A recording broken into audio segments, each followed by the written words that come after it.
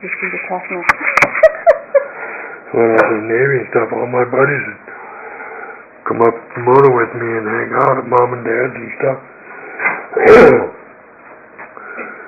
So whether I was there or not, they'd go up there and stay at Mom and Dad's, you know. So when I was in jail down there for all them tickets, when I was in Alpine, Mom and Dad come down to visit me and bring me cigarette money and shit. What they always did, they always made sure I had cigarette money and stuff. Books, they bring me books. Anyway, they come down to see me when I was in Alpine. We're talking, visiting, and Dad says, well, I don't understand Bruce now. I don't understand Bruce and Hoyt. I said, why? What are they doing? He said, well, they got a real nice 47 Ford convertible that they brought up and put in the garage, and they're just taking it all apart. He said, I don't understand why they're taking it all apart, because it's a nice car. I told them they're taking it apart. Told them they're taking it apart because they stole the son of a bitch.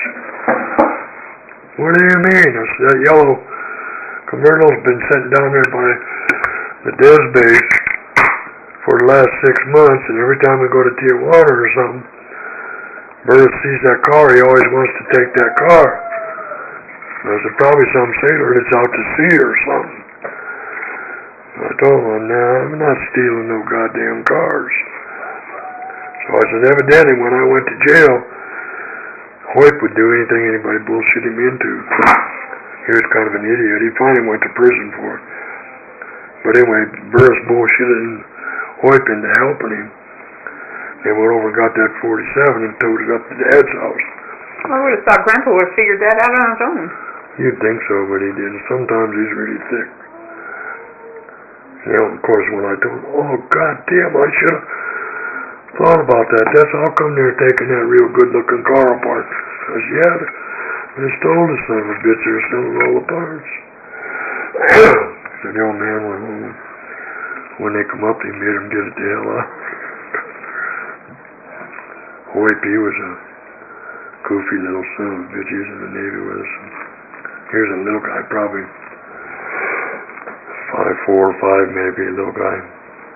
But he always wanted to be a tough guy and stuff. You know, tried to be. And like I say, he'd do anything you talked him into. The son of a bitch had something wrong with him because he would always go to sleep. He could be standing in the door talking to you, he'd go to sleep standing there leaning against the door. And we was pushing my car one day, trying to get it running and stuff. Me and Bruce and the wife was pushing it. We'd stop and work on it a little bit, push it a little more. Pretty soon that stomach's getting hard to push. Bruce walked on back and said, no wonder it's hard to push that little bastard sitting on the back bumpers, sleeping. Well, I'm surprised he was able to make it in the Navy then, because that would be pretty dangerous. You'd think they'd catch something like that. Yeah, evidently, but they didn't.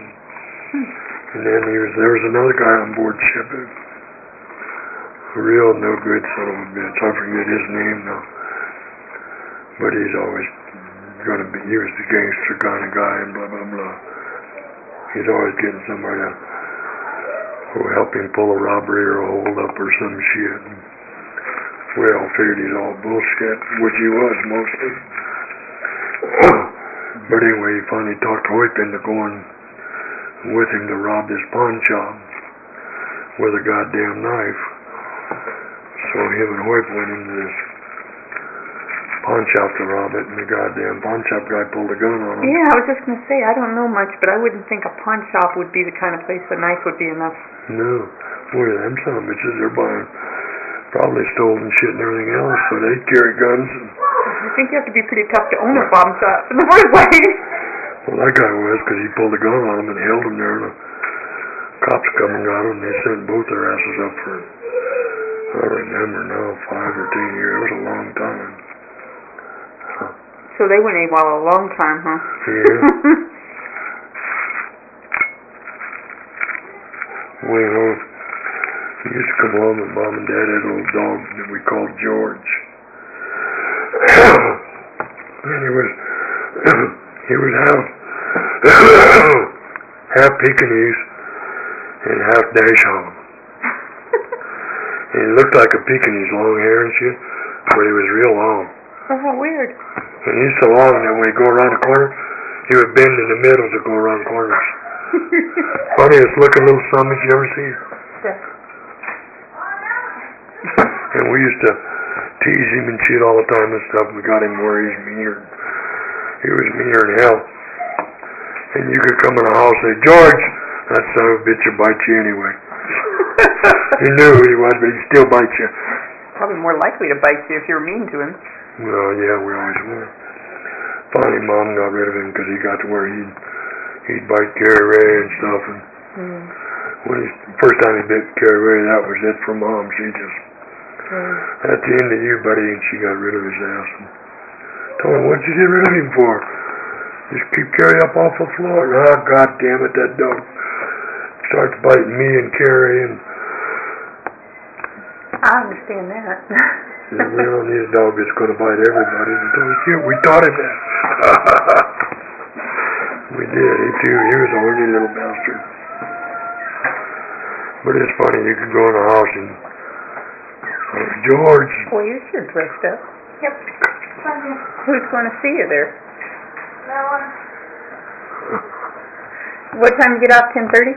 I got up at 10:30. I might come home for lunch today, but I might not. But if I do, I'll be home around 7. Okay, we'll make extra hamburgers then. Thank you.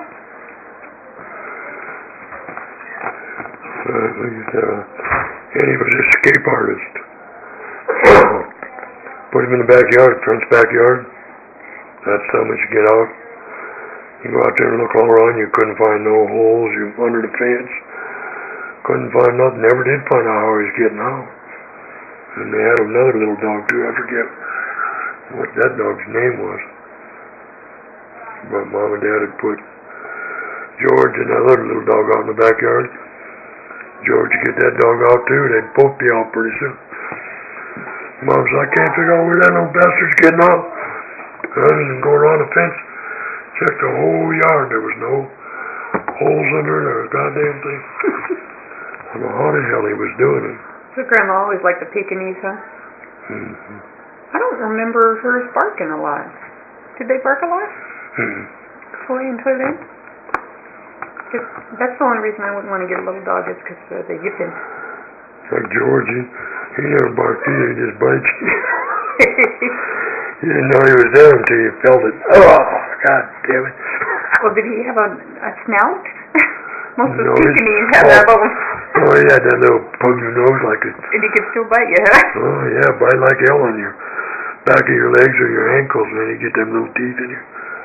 Well, I've heard Pekingese are mean a lot of times, but Toy and Toyland didn't seem to be. Well, it's like anything else, like Dobermans or anything. It's how they're raised. Yeah.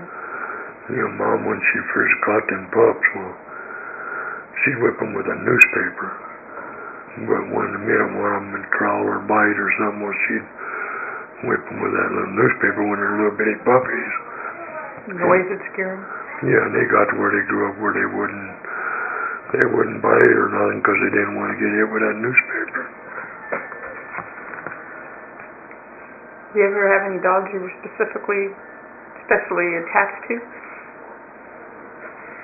I had one who used to attack you. You always cried and bitched and raised hell about it. Do you remember when you was little? It was back east. I had this German Shepherd called Cindy. I remember Cindy. Well, you cried and bitched about her all the time. Because when I got her, you was real little, probably 2 or 3. And as you would grow up, she would grow up. And you'd come out there and she'd come up to you and lick your face. Boy, you'd get mad, wipe your face, holler, damn, make that dog leave me alone. She's not hurting you, she's just kissing you. I don't want to be kissed. That's why I don't like a dog to lick my face. Most people that like dogs don't mind that, and I don't like it. I don't either. I don't like them to lick my hand even. But I let her lick you just to tease you. Your mom used to get mad at me. You're letting her do that just to tease that little kid. Yep, you're right. So German Shepherds seem to be the breed that you like the best. Did you know a certain German Shepherd you liked a lot, or you just like them in general? I liked all of them. I had that one. Well, that one we took to pieces, and he was a stupid son of a bitch. Donnie liked him, but I didn't like that bastard. He finally disappeared. But all of them I ever had was super protective of kids and shit. Like Duke, that one we had in Basin. Like I say, he was a dumb son of a bitch. You call him, he wouldn't come or nothing. But he used to follow you around on Dude all the time coming downtown. Mm-hmm. And you come by Norm's one time on Dude. He had them 2 German Shepherds there were supposed to be tough. And they run out at you and Dude. Well, Duke failed into them, beat the shit out of both of them. And like they chewed them stomachs up. Norm couldn't believe it. He had a stake in it. He was protecting me. No, I don't believe it. Them goddamn dogs whip every dog in the neighborhood. And that son of a bitch whips both of them. He finally disappeared. I don't know whatever happened to him. Yeah, animals had a tendency to do that out there. I think they kind of went out into the woods and met things that were a little bigger than them. Donnie really liked him because he'd follow Donald all over and stuff. I remember Duke. I mean, not real well, but I was old enough to start remembering him. And then Cindy, when we had Cindy back east, she'd follow you everywhere. When I come home, if you was down at Bev's and Bob's, well, Cindy was there. So I knew where you was at, because all I had to do was see that dog, and then I knew where you was. And then you kids would play in the backyard, and your swing sets and shit. Neighbors would come up to get their kids. Not until one of you let them, huh? Yeah, she'd lay right there between you kids and anybody coming up. Somebody come up, she'd just stand up, and she never did bark or growl. But she'd stand and stare at him with her hair up on the back of her neck and shit. Scared the shit out of everybody. But they'd come to the house, and me or Mom, either one, and tell her, Cindy, go lay down. And she'd go lay down, they could get their kids, but they didn't come get me or her, they were shit out of luck, they couldn't get their kids. Well, they actually should have liked that. That meant their kids were pretty protected while they're there. No stranger's going to come get them. It's funny, my memories aren't real strong, but I really have a memory of that house being, I think it was the one you guys built. It was up a little bit, and then the driveway kind of went down to the road, and then it kind of went down to the lake where I drove the car into the lake. And I can kind of vaguely remember that, and I remember Grandpa walking with me down to that lake and fishing, or river, or whatever the heck it was right there. River. I know there was like a bridge. If we went down to our road and turned left and turned right, there was a little store over there and a bridge that went over that water right there. Yeah, that was on Liverpool Road. I forget the name of the street we lived on there. We built that house, and then the one right in front of us on Liverpool was Mom and Dad's. We built that one. And then across the street from Mom and Dad's, we built that one. That was Bob and Bev's. We built 3 of them right there, me and Bob and Dad. I got pictures of them. I have a vague memory of doing firecrackers out in the driveway one time with the and those sparklers? The sparkler things, and setting them off there in our driveway and stuff. And it's like odd why these little weird flashes of memory that really don't have any meaning. Yeah, when I had that motorcycle back there, every time I go to ride somewhere, there's all 3 of you kids. Chris and Carrie were back for the summer. Every time I'd get ready to go somewhere, there's all 3 of you standing lined up on the porch. I had to take all of you for a ride before I go anywhere. And your mother too sometimes. She always wanted to go. But I wouldn't always take her. I always took your kids, and she'd get all pissed off. You give them goddamn kids a ride, but you won't give me a ride.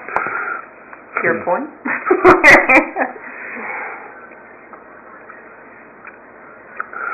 And then when I built that Harley chopper I had back there, I had a little bait seat on it, and then I didn't have no seat for a passenger.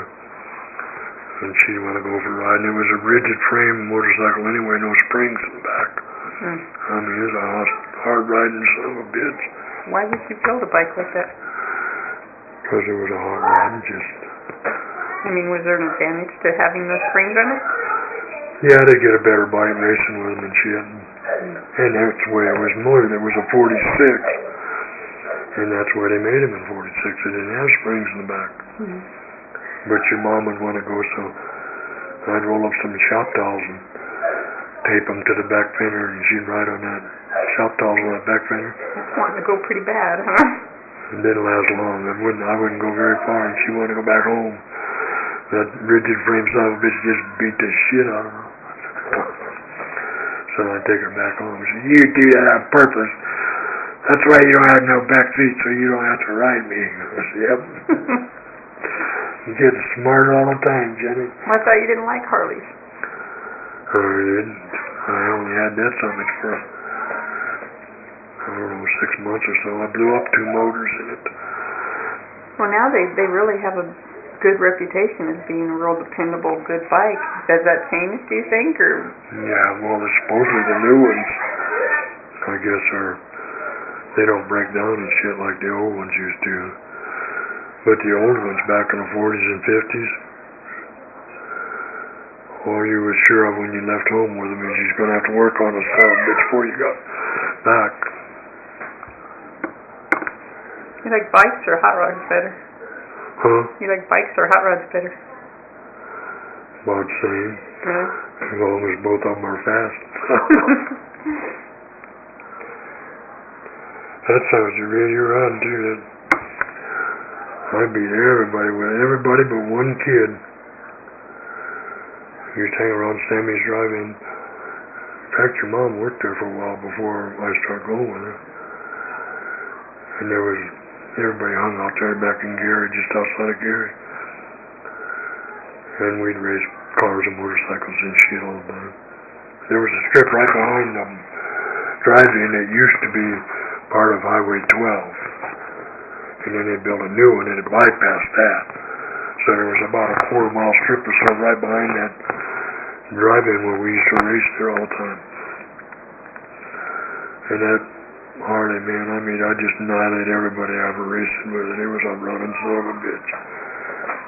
And some kid come up from Hammond with a Harley Sportster.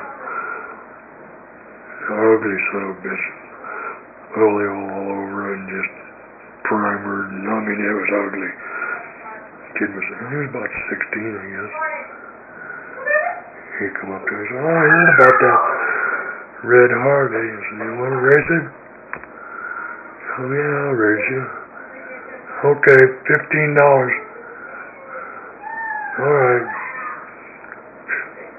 That kid made me look like a goddamn idiot. I couldn't believe it, man. That little bastard. Come to find out, his dad owned a motorcycle shop over in Hammond, and his dad built the bike. But shit, we come off the line, and he got me about, 3 or 4 bike lengths right off the line. And then when he shifted to second, he'd sit clear up on with his crotch up against the handlebars, like this. And he'd pop that summit in second, that bastard would come up like that, just damn near straight up, standing behind that wheel. And that kid sitting up there in that tank like this, holding the handlebars and shit. Make it come back down? Yeah, when he'd come back down, he'd pop third gear, and that son of a bitch would jump up again. Go for ways in third gear on a wheelie and then come down. But shit, by then he done had me about 15 or 20 bike lengths. I mean, that son of a bitch would run. That must have been a little hard to take. You used to be the winner, huh? Yeah, boy, it really pissed me off. Did you cry? No. When I'm back to the driving, of course, that kid, he's laughing. Tell him, "Well, you're a little smart bastard, and I have to give you credit, that bike runs." He said, "Yeah, my dad builds a lot of these hot bikes." Come to find out, his old man was a... Yeah, but still, it sounds like it took a lot of skill to be able to ride that dang thing. Oh, yeah, I mean, that kid could ride, too. Sitting clear up on that tank with his goddamn hands behind him, steering the son of a bitch when it comes down. You know, Was that because he was so light? probably, I don't think the kid weighed probably 100 pounds, maybe. He was only about 15 or 16 years old. Yeah. One time when we was riding bikes over in California, there was a chick that lived in Chino. She was about 16 or so. Steph reminds me a lot of her. She was a real cute little shit, but real little. And she rode a Harley 45. Well, Harley 45s, they weren't worth a shit. They were... I had one and blew that one up too, just in no time. But her dad was the same thing. He had a motorcycle shop in Chino. And this chick come around where we had drive-ins and shit with that little bike. Wanted to know if we'd want to race. Of course, she annihilated everybody. Oh, yeah? Yeah, that son of a bitch, a little 45 would haul ass. Steph would love to do that. And that little girl could ride it too. I tell you what, you look at that Harley 45 and look at that little girl, you'd think, shit, this ain't nothing. Goddamn little girl make you look like an idiot. Good for her. She'd ride with us once in a while on the streets, just going down the road and stuff. Always out in front. You'd be hauling ass. I mean, she'd go through turns, just balls out, you know. Goddamn peg's about that far off the ground. She just laid in that turn. She was a hell of a rider. Often wondered whatever happened to her. Probably got married and that was the end of her life. Probably. She was sure a cute little shit. Real nice. You know, she was friendly and stuff. None of us ever went out with her. Nothing. She wouldn't go out with nobody. I don't know if her dad wouldn't let her or she just didn't want to, but she wouldn't go out with nobody. She'd hang around and ride her bike with us and stuff, but... Smart enough to know that to screw the whole deal for her. I Get guess. involved with somebody, then you're on big old drama everywhere. I guess, but she sure could ride that goddamn Harley.